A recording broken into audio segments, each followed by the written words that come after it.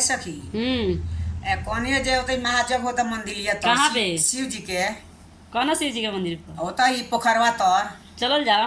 तो चली तो कुछ लियो जाए रउआ। ना हमरा लगे उतना नहीं के पैसा वैसा। बाप हो बाप, हम तो साड़ी साया ब्लाउज ले जाए रउआ कुछ ना ले जाए। तो रउआ धनिक बानी, हमरा लगे नहीं के, हम गरीब बानी। अच्छे पहने ला साड़िए नहीं के। तो ठीक नहीं खे। भगवान के जगह में जाए जाला मान ली तो सिंदूर टिकुली सीधा दाल चाउर ले जाए जाला आ कथा सुनल जाला तो पैंट होला और वो कुछ ना ले का है मालिक कमा के ना देवे का ना काकी कमा ले। हम तो खुदे कमा के खर्चा चलावनी घर के। और वो मर्दू का करे जुगाबाजी करे ले पता ना।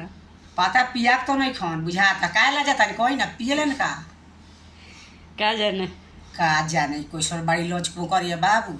अच्छा ठीक बा हम कहता नहीं तो देखी एक जानी उहे रहली उ मानी रहुए तो अभी जीते मानी जानी रहुए खानी रहली तो माजग अच्छा। देखे गईली तो का कैली सब जग में जास माने ठाकुर जी के कथा होके भगवान के कथा होते होते सब सुन लेली मानी एगो दाना कैली तो का कैली अब पेटारी में जानता नहीं सखी 10 पेटारी साड़ी रहे पहले पेटी रहत रख टरोल बेग ना रहत रख सुनने। अच्छा।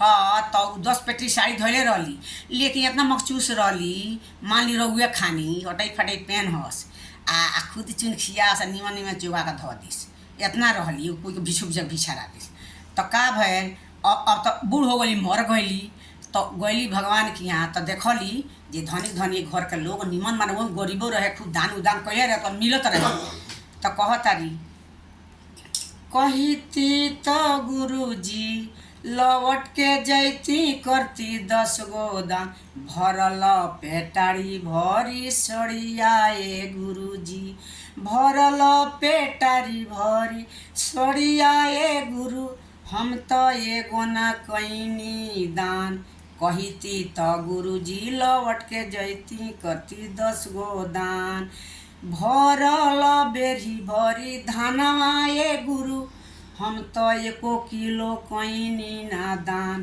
कहीती तो गुरुजी लौट के जैती घरवा करती 10 गो दान ना तू ना जैबू अब तो तहार शरीर फुका गए प्राण आयल भगवान के यहाँ आ पेटारी के छुअबू आ के तू दान करबू हो गए तो देखी बात बा ई है जो जिंदा बाड़ी तो भूखा दुखा कुछो दे देनी गरीब गुरबा के कुछो पहना उन्हा देनी कुछो दान कनी तो उहे बा जे कुछो दान ना कैली तो पाछे उनका बुझाए या दान कैले रहती कोई के देले रहती कोई के तो भगवान के यहाँ मिली तो वैसे कहली भरल पेटारी भरी सड़ियाए गुरु हम तो एक ना कैनी दान आ पति कमैले तो एको ना लुटवनी ए गुरुजी कैसे पाए पुनः पारताब कहीती तो गुरुजी कहीती तो गुरुजी लौट के करती